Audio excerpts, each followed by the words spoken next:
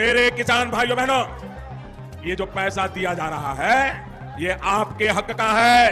कोई इसको वापस नहीं ले सकता है, न मोदी वापस ले सकता है, न राज्य की कोई सरकार भी वापस ले सकती है। और इसलिए ऐसी अफवाह फैलाने वालों को मुंहतोड़ जवाब दे देना भाइयों बहनों। नमस्कार, स्वागत है आपका आज की बड़ी खबरों के इस खास प्रोग्राम में। आज का बुलेटिन आपके लिए लेकर आया है वो अपडेट्स जिनका इंतजार हर आम आदमी कर रहा था।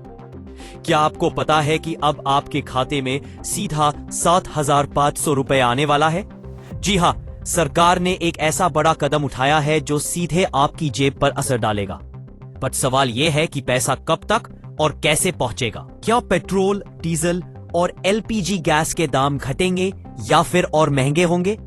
त्योहारों से पहले आने वाले इन नए बदलावों पर नजर बनाए रखिए, क्योंकि इसका सीधा असर आपके घर के बजट पर पड़ने वाला है। क्या बिजली बिलों में अब मिलेगी राहत और 300 यूनिट तक मुफ्त बिजली का ऐलान होगा? या फिर किसानों के लिए खाद और बीज पर सब्सिडी और भी बढ़ाई जाएगी? इन योजनाओं पर सरकार ने जो तैयारी की है वो आपके लिए कितनी फायदेमंद होगी, ये जानना जरूरी है। और मौसम का हाल भी आपको चौंकाने वाला है। क्या आपके शहर में अगले 48 घंटों में तेज बारिश और तूफानी हवाएं चलने वाली है, या फिर मौसम देगा त्योहारों से पहले राहत? दोस्तों, आज का यह बुलेटिन सिर्फ खबरें नहीं, बल्कि आपके लिए आने वाली राहत और चुनौतियों का पूरा आईना है। आगे क्या होगा? सीधा 7,000 रुपए की मदद, महंगाई से राहत, या फिर नया अलर्ट? ये सब जानने के लिए बने रहिए हमारे साथ। दोस्तों, आज बजट 2025 में किसानों के लिए एक बड़ी खुशखबरी आई है। सरकार ने किसान क्रेडिट कार्ड योजना को और मजबूत कर दिया है, जिससे करीब 7.7 करोड़ मछुआरे, किसान और डेयरी किसान अल्पकालिक ऋण आसानी से ले सकेंगे। पहले जहां किसानों को पूंजी और तकनीक तक पहुंच में मुश्किल होती थी, वहीं अब एमएसएमई वर्गीकरण की सीमा बढ़ाकर उन्हें तकनीकी उन्नति, पैमाने और पूंजी का लाभ मिलेगा। इसका सीधा असर खेती और उत्पादन पर पड़ेगा। किसान बिना किसी बिचौलिए के सीधे इस योजना से फायदा उठा पाएंगे और उनकी आय बढ़ेगी। इससे न सिर्फ कृषि क्षेत्र की दक्षता बढ़ेगी, बल्कि ग्रामीण अर्थव्यवस्था भी और मजबूत होगी। अब बात करते हैं प्रधानमंत्री धन धान्य कृषि योजना की, जो 1.7 करोड़ किसानों के लिए शुरू की गई है। इस योजना की खास बात यह है कि इसे राज्य सरकारों के साथ मिलकर खासकर उन जिलों में लागू किया जाएगा जहां उत्पादकता कम है। यहां किसानों को फसल विविधीकरण, सतत कृषि और सिंचाई सुविधाओं पर जोर दिया जाएगा। किसानों को लंबी और छोटी अवधि के ऋण उपलब्ध होंगे, जिससे उनकी आर्थिक स्थिरता बनी रहेगी। इसका फायदा ये होगा कि गांव से शहर की ओर पलायन कम होगा और स्थानीय रोजगार के अवसर भी बढ़ेंगे। कुल मिलाकर यह योजना किसानों को आत्मनिर्भर बनाने की दिशा में एक बड़ा कदम है। तीसरी बड़ी खबर है डायरेक्ट बेनिफिट ट्रांसफर यानी डीबीटी योजना से जुड़ी। पहले सब्सिडी के पैसे बीच में कहीं अटक जाते थे या भ्रष्टाचार में फंस जाते थे, लेकिन अब यह सीधे गरीबों के आधार से जुड़े बैंक खातों में पहुंच रही है। चाहे एलपीजी की सब्सिडी हो, उर्वरक की हो या खाद्य सब्सिडी, हर जगह डीबीटी का उपयोग हो रहा है। इससे लाखों करोड़ रुपए की बचत हुई है और आम आदमी को बिना देरी के पारदर्शी सहायता मिल रही है। इस योजना ने वास्तव में लोगों की आर्थिक स्थिति सुधारने में अहम भूमिका निभाई है। अब चलते हैं प्रधानमंत्री जन धन योजना की ओर। इस योजना ने गरीबों के लिए बैंकिंग सेवाओं के दरवाजे खोल दिए हैं। करोड़ों लोगों के खाते खोले गए हैं, जिससे सरकार की सीधी सहायता सीधे उन्हीं तक पहुंच रही है। ग्रामीण इलाकों और खासकर महिलाओं को इस योजना का बहुत लाभ मिला है। इसके साथ बीमा और ऋण की सुविधाएं भी जुड़ी है, जिससे गरीब परिवारों को वित्तीय सुरक्षा और आत्मनिर्भरता मिली है। पहले जो लोग बैंक से दूर थे, आज वे वित्तीय समावेशन का हिस्सा बन चुके हैं। किसानों के लिए एक और राहत है प्रधानमंत्री किसान सम्मान निधि योजना। इसके तहत हर साल किसानों को 6,000 रुपए की आय सहायता मिल रही है, जो 3 किश्तों में सीधे उनके बैंक खाते में पहुंचती है। छोटे और सीमांत किसानों को इसमें प्राथमिकता दी गई है। इस योजना से करोड़ों किसानों को बीज, बैक और मंजिल सहायता मिल चुकी है।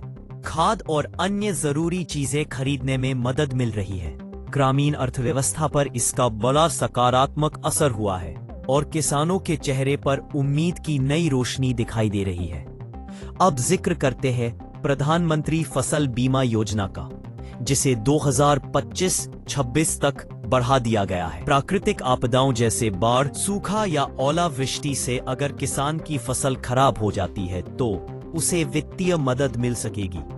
सबसे खास बात यह है कि किसानों को बहुत कम प्रीमियम पर बीमा कवरेज दिया जा रहा है। RWBCIS योजना के साथ इसे और वित्तीय मजबूती मिली है। लाखों किसान इससे लाभ उठा रहे हैं और खेती में अब उन्हें पहले की तरह बड़ा जोखिम उठाने से डर नहीं लगता। पानी की बचत और खेती की उत्पादकता बढ़ाने के लिए सरकार ने पे ड्रॉप मोर क्रॉप योजना लागू की है। इस योजना में छोटे किसानों को सूक्ष्म सिंचाई प्रणाली यानी ड्रिप और स्प्रिंकलर लगाने पर 55% तक सहायता मिल रही है। इसकी वजह से पानी का उपयोग 30 से 70% तक अधिक कुशल हो गया है।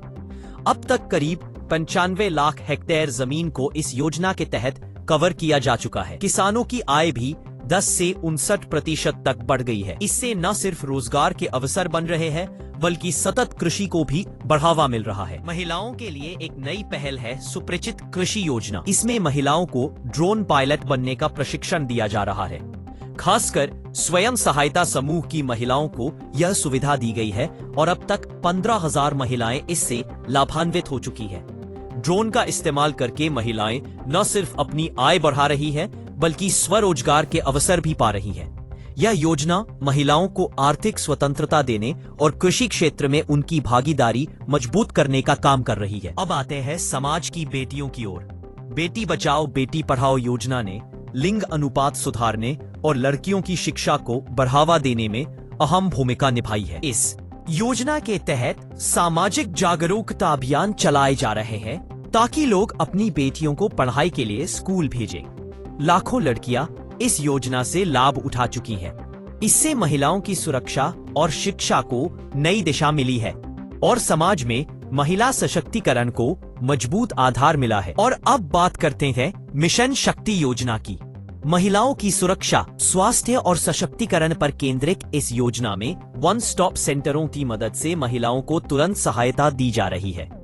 साथ ही स्वयं सहायता समूह की महिलाओं को 1 लाख रुपए तक की पूंजी भी उपलब्ध कराई जा रही है, जिससे वे अपना छोटा व्यवसाय शुरू कर सकें। इस योजना ने 2 करोड़ से ज्यादा महिलाओं को लाभ पहुंचाया है और समाज में हिंसा रोकने के साथ साथ महिलाओं को आर्थिक रूप से भी मजबूत बनाया है। अब बात करते हैं स्टैंड अप इंडिया योजना की, जो खास तौर पर SC, ST और महिलाओं के लिए शुरू की गई है।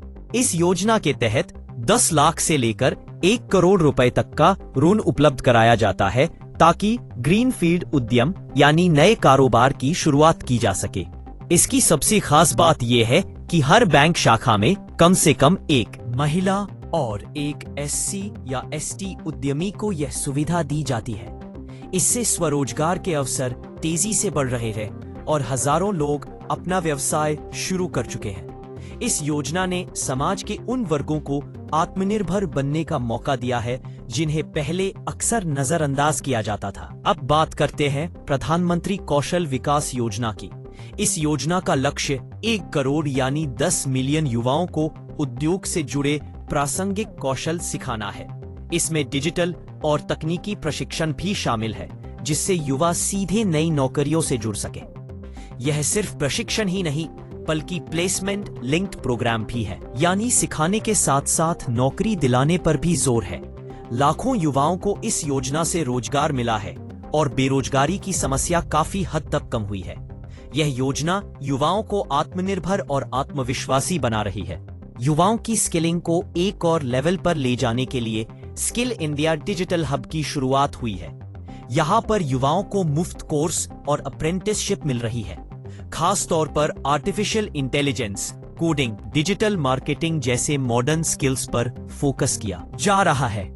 इसका फायदा यह है कि जो युवा नौकरी ढूंढ रहे हैं और जिन कंपनियों को सही टैलेंट चाहिए, दोनों को यह प्लेटफॉर्म जोड़ रहा है। करीब 20 लाख युवा इस पहल से स्किलिंग हासिल कर चुके हैं। उद्योग 14 के दौर में यह योजना रोजगार सृजन में क्रांति साबित हो रही है। युवाओं के लिए ही एक और पहल है नेशनल अप्रेंटिसशिप प्रमोशन स्कीम। इसके तहत ऑन द जॉब ट्रेनिंग दी जा रही है, यानी पढ़ाई के साथ ही सीधे काम करके सीखने का मौका। अभी करीब 8 लाख से ज्यादा अप्रेंटिस इस योजना का हिस्सा है। खास बात यह है कि डीबीटी के जरिए स्टाइपेंड सीधे उनके बैंक खातों में पहुंचता है, यानी युवा सीखते भी है और कमाते भी है। यह योजना युवाओं को सिर्फ किताबों तक सीमित नहीं रखती, बल्कि उन्हें उद्योगों में व्यावहारिक अनुभव दिलाती है, जिससे उनका भविष्य और मजबूत बनता है। अब बात करते हैं आयुष्मान भारत योजना के विस्तार की। सरकार ने इसमें एक बड़ा कदम उठाया है और 70 साल से ज्यादा उम्र के बुजुर्गों को भी इसके दायरे में शामिल किया है। अब 5 लाख रुपए तक का स्वास्थ्य बीमा 6 करोड़ से ज्यादा वरिष्ठ नागरिकों को मिलेगा, जिनके पास पहले से CGHS या कोई अन्य स्वास्थ्य योजना है। वे भी इस नए कार्ड के जरिए विकल्प चुन सकते हैं। बुजुर्गों को अब मेडिकल खर्चों की चिंता कम होगी और उनकी स्वास्थ्य सुरक्षा सुनिश्चित होगी। यह फैसला लाखों परिवारों के लिए बड़ी राहत है। बुजुर्गों की सुरक्षा और गरिमा के लिए इंदिरा गांधी राष्ट्रीय वृद्धावस्था पेंशन योजना भी अहम है। इसके तहत 60 साल से ऊपर के लोगों को मासिक पेंशन दी जाती है। गरीब परिवारों के बुजुर्गों को 200 से 500 रुपए तक की मदद मिलती है और इसमें राज्य सरकारें भी अपना योगदान देती हैं। इससे बुजुर्गों को आर्थिक सहारा मिलता है और वे सम्मानजनक जीवन जी पाते हैं।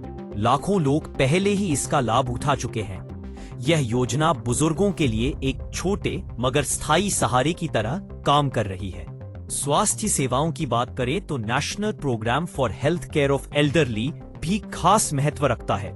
इस योजना के तहत बुजुर्गों के लिए विशेष गेरियाट्रिक सेंटर बनाए गए हैं, जहां उन्हें प्राथमिक से लेकर तृतीयक स्तर तक की स्वास्थ्य सेवाएं उपलब्ध कराई जा रही है। इसका मकसद है कि बुजुर्गों को सामान्य स्वास्थ्य सुविधाओं की भीड़ में उपेक्षित न होना पड़े और उनके लिए अलग से ध्यान दिया जाए। इस प्रोग्राम के विस्तार से बुजुर्गों का स्वास्थ्य बोझ कम होगा और उन्हें बेहतर देखभाल मिलेगी। अब आते हैं तेल और गैस के दामों पर। दिल्ली समेत देश भर में पेट्रोल की कीमतें पिछले 9 महीनों से स्थिर बनी हुई हैं। राजधानी में अभी पेट्रोल 94.57 रुपए प्रति लीटर मिल रहा है और डीजल की कीमत भी बदली नहीं है। अंतर्राष्ट्रीय बाजार में तेल की कीमतों के उतार चढ़ाव का असर अक्सर हम पर पड़ता था, लेकिन फिलहाल स्थिति स्थिर है। उपभोक्ताओं को इससे बड़ी राहत मिली है क्योंकि लगातार बदलते दामों की टेंशन अब नहीं है। इससे अर्थव्यवस्था में भी स्थिरता बनी हुई है। रसोई की बात करें तो LPG सिलेंडर की कीमत भी स्थिर है।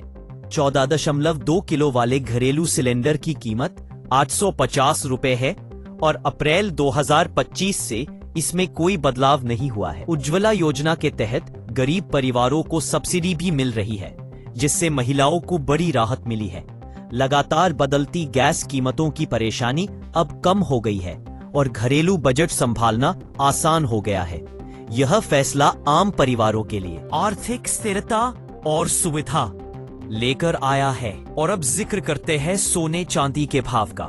सोने की कीमत फिलहाल 24 कैरेट के लिए 11,744 रुपए प्रति ग्राम पहुंच गई है। चांदी का भाव भी बढ़कर 151 रुपए प्रति ग्राम हो गया है। बाजार में तेजी है और निवेशक इसे एक अच्छा संकेत मान रहे हैं। गृहिणियों और आभूषण खरीदने वालों के लिए यह खबर महत्वपूर्ण है, क्योंकि शादी ब्याह या त्योहारी सीजन में सोने चांदी की खरीदारी होती है। हालांकि निवेशकों को इसमें फायदा दिख रहा है, लेकिन आम परिवारों को थोड़ी ज्यादा सावधानी के साथ खरीदारी करनी चाहिए। दोस्तों, इस बार मौसम ने फिर अपना कहर बरपाया है।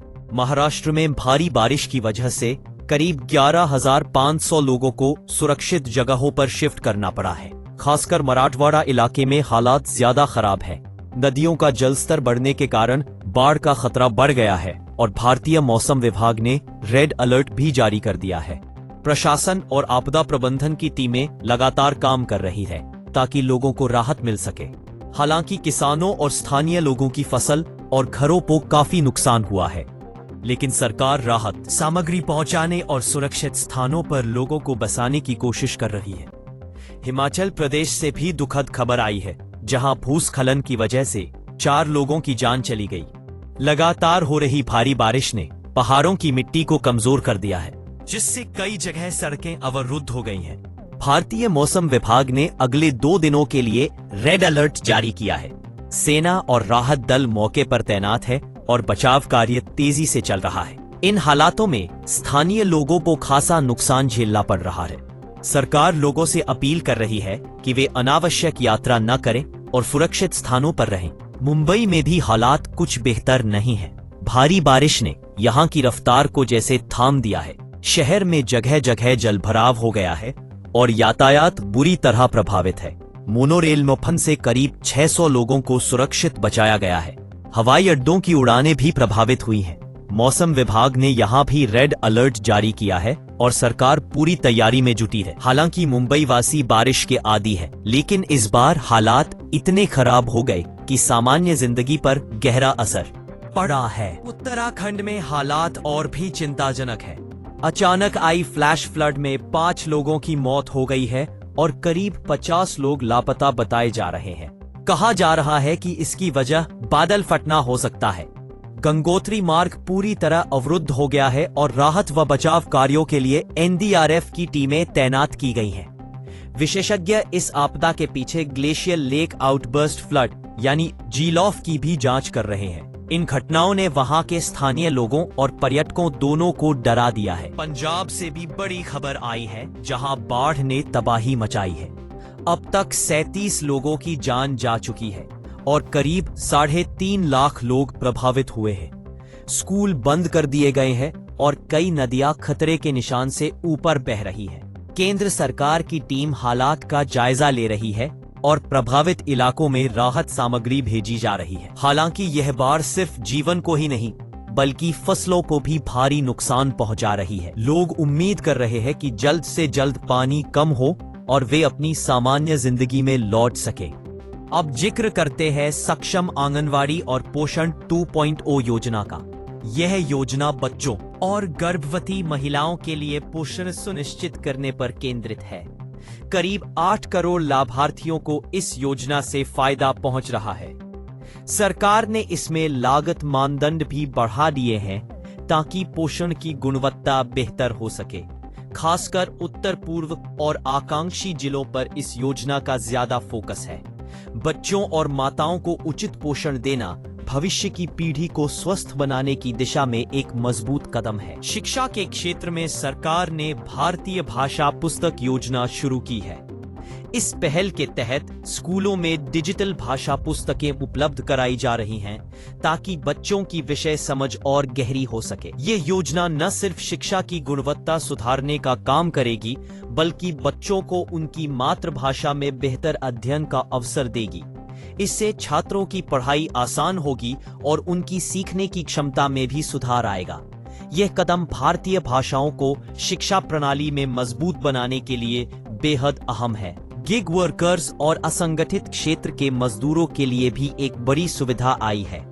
ई श्रम पोर्टल पर पंजीकरण करने वाले गिग वर्कर्स को प्रधानमंत्री जन आरोग्य योजना के तहत स्वास्थ्य कवर दिया जा रहा है। करीब 1 करोड़ वर्कर्स इससे लाभान्वित हो चुके हैं। यह सुविधा पूरी तरह डिजिटल है और मजदूरों को अब स्वास्थ्य खर्च की बड़ी टेंशन से राहत मिल रही है। सरकार का मानना है कि गिग वर्कर्स की सुरक्षा भी उतनी ही जरूरी है जितनी संगठित क्षेत्र के कर्मचारियों की। किसानों के लिए तकनीक का इस्तेमाल बढ़ाने के लिए राष्ट्रीय कृषि बाजार यानी ई-नैम काम कर रहा है।